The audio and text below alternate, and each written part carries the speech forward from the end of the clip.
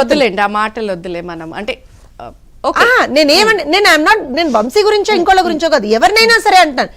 చంద్రిక్ గారు, ఇప్పుడు నేను ఒక విషయం చెప్తానండి. ప్రజల డబ్బు ఎవరి అబ్బ జాగిరు కాదు కదా. ఇప్పుడు నా డబ్బో, లేకపోతే చంద్రబాబు నాయుడు గారి డబ్బో, లేకపోతే అంకమరావు గారి డబ్బో, లేకపోతే జగన్మోహన్ రెడ్డి డబ్బో, లేకపోతే మీ డబ్బో కాదు కదా. ప్రజల సొమ్మది. ప్రజల సొమ్ముకి మనం జవాబుదారీతనంగా ఉండాలి.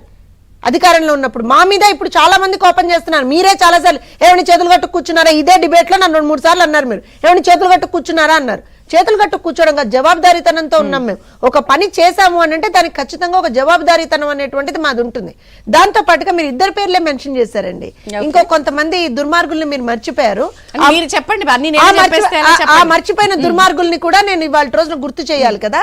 ఎందుకనంటే రామ్ గోపాల్ వర్మ నిజంగా ఒక డైరెక్టర్ గా మా చిన్నప్పుడు అబ్బో రామ్ గోపాల్ వర్మ సినిమానా అనుకునేవాళ్ళు. ఇవాళ చిచి రామ్ గోపాల్ వర్మనా అంటున్నాం.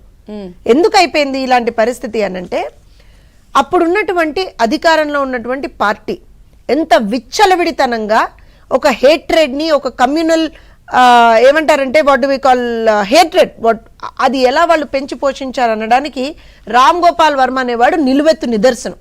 పిచ్చివాగుడు, ఆడవాళ్ళని ఎక్కడికక్కడ అవమానించడం. ఏమైంది ఆయన బ్రహ్మాండంగా ఫోన్ ఆఫ్ చేసి తిరుగుతున్నారు.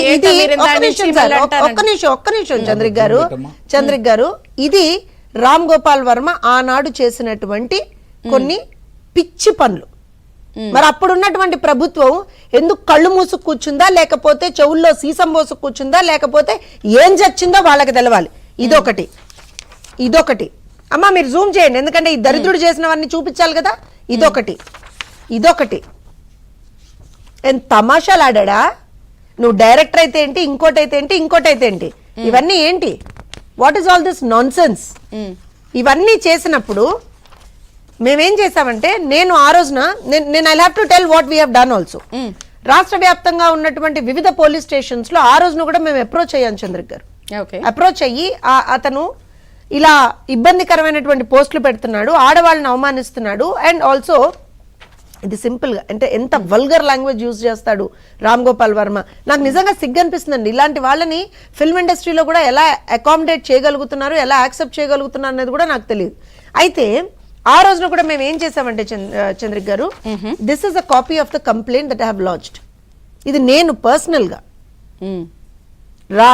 జాతీయ అధికార ప్రతినిధి తెలుగుదేశం పార్టీగా హైదరాబాద్ లో కూడా నేను ఈ కంప్లైంట్ ఒకటి లాంచ్ చేశాను. దీని మీద ఎఫ్ఐఆర్ నమోదైందండి. ఇలాంటివన్నీ నమోదయ్యాయి. ఇవాళ ఒక నిమిషం ఇవాళ అప్పుడు పెట్టరేగిపోయారు కదా, విచ్చలవిడిగా వాగారు కదా. సరే, పోసాని వీడియోలు చూపిస్తేనైతే నాకు నిజంగా కూడా సిగ్గు అనిపిస్తుంది ఆ వీడియోలు చూపించాలంటే, ఆ శ్రీరెడ్డి మాటలో పోసాని వీడియోలు. సో నేను అవన్నీ I don't want to show them also. ఇలా విచ్చలవిడిగా విర్రవీగి ఆంబోతుల్లాగా, అచ్చోసిన ఆంబోతుల్లాగా ప్రజల మీద పడిపోయి, అప్పుడున్నటువంటి ప్రతిపక్ష నాయకుల మీద పడిపోయి వాగినటువంటి ప్రతి ఒక్క నోరు ఇవాళ రోజున ఎక్కడికి పారిపోయారు అనేటువంటిది ఒకసారి ఆలోచన చేయాలి. చెప్పండి, మీరు అన్నారు నేను ఒక ఇద్దరిని మాజీ ఎమ్మెల్యేల గురించి వాళ్ళ నియోజకవర్గాల్లో పాల్పడిన అక్రమాల గురించి ఇప్పుడు వెలుగు చూస్తున్న ఆయన చెప్పారు. వీళ్ళ ముగ్గురు చెప్పారు, Posani, RGV, Sri Reddy, whatever it may. వీళ్ళందరినీ చక్కగా కేసెస్ పెడుతున్నారు, విచారణలకి రమ్మని చెప్పి బాబు అని అడుగుతున్నారు. అయినా కూడా ఎక్కడ వచ్చిన పరిస్థితి లేదు. వీళ్ళు ఎక్కడున్నారో తెలియదు. ఇంత వివాదాస్పదంగా ఉన్న వాళ్లపై మీరు ఎందుకు నిఘా పెట్టట్లేదు? బ్రహ్మాండంగా తప్పించుకునే అవకాశం ఎందుకు ఇస్తున్నారు? ఒకటి. ఇంకొకటి, కేసెస్ పెడుతున్నా కూడా చక్కగా మేము రేపు వస్తాం, ఎల్లుండి వస్తాం అని అంటున్నారు. రమ్మనే టైంకి ఫోన్ ఆఫ్ చేసి కూర్చుంటున్నారు. అంటే ఇప్పుడు మీరు చాలా సీరియస్ గా ఉన్నాము, తప్పించుకున్నా, రేపు ఇప్పుడు కొడాలి నాని నేను వంశీ పరిస్థితి కూడా ఇంతేనేమో కదా. ఇప్పుడు ఒక్క విషయం చెప్తాను,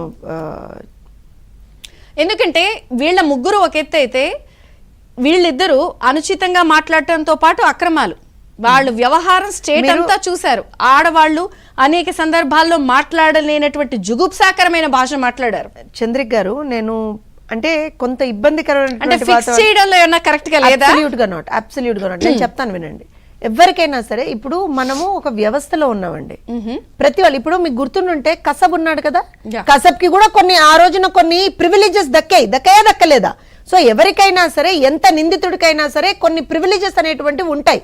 మనం వాటిని వ్యవస్థలో ఉన్నప్పుడు మనం వేటిని కూడా తీసి అవతల పారేయలేమండి. Okay. ఇవాళ మేము వ్యవస్థలో వాళ్ళకు ఉన్నటువంటి ఎవరికైనా సరే, ఎంత మర్డర్ చేసిన వాడికైనా సరే కొన్ని వాళ్ళకు ఉన్నటువంటి అవకాశాలు వాళ్ళకు ఉంటాయి కాబట్టి వాళ్ళు వాడుకుంటున్నారు. మీరు ఇవాళ ఎవరైతే అరెస్ట్ అయ్యి లోపల ఉన్నటువంటి వ్యక్తుల్ని ఒకసారి మనం మర్చిపోకూడదు. నందిగామ సురేష్ కావచ్చు, లేకపోతే వర్రా రవీందర్ రెడ్డి కావచ్చు, ఇలాంటి వాళ్ళని కూడా మనం మర్చిపోకూడదు. So we have given them even enough opportunities then also. మేము వాళ్ళకి నోటీసులు ఇచ్చాము, వాళ్ళకి నోటీసులు సర్వ్ చేసాము, వాళ్ళని రమ్మని చెప్పాము. ఎప్పుడైతే వాళ్ళు రాలేదో వాళ్ళ మీద కేసులు బుక్ అయ్యి వాళ్ళ రోజున లోపల ఉన్నారు, రిమాండ్లో ఉన్నారు. అలానే ఇంకోటి ఏంటంటే ముందుంది ముసళ్ళ పండుగ, ఎందుకు రామ్ గోపాల్ వర్మ గురించి కూడా మీరు ఏదో ఆలోచించారు. అండ్ ఆల్సో వల్లభనేని వంశీ కూడా ఇప్పుడే వచ్చినటువంటి ఇన్ఫర్మేషన్ బెంగళూరులో ఎక్కడో ఉన్నట్ట. మా పోలీసులు కూడా ఈ డిబేట్ మా పోలీసులు కూడా చూస్తూనే ఉంటారు, నేను భావిస్తున్నారు. అయ్యా బెంగళూరులో ఉన్నాడని ఏదో ఒక ఇన్ఫర్మేషన్ వచ్చింది సార్, అతని మీద ఏదైనా మనం కేసు ప్రాపర్ గా దర్జ్ చేసి ఉంటే ఒకసారి అతను కూడా